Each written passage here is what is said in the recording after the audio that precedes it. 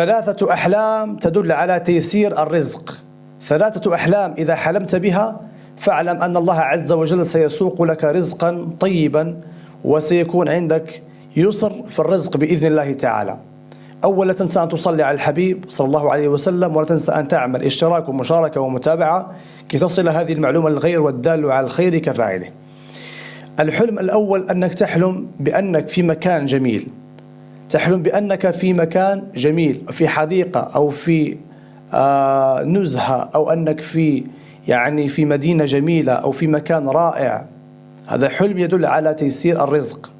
الحلم الثاني وهو أنك تحلم بأنك يهدى إليك مال، أو تجد مال كثير، أو تجد نقود أو ذهب أو فضة. الحلم الثالث، وأنا لا أطيل عليكم باختصار شديد، الحلم الثالث وهو أنك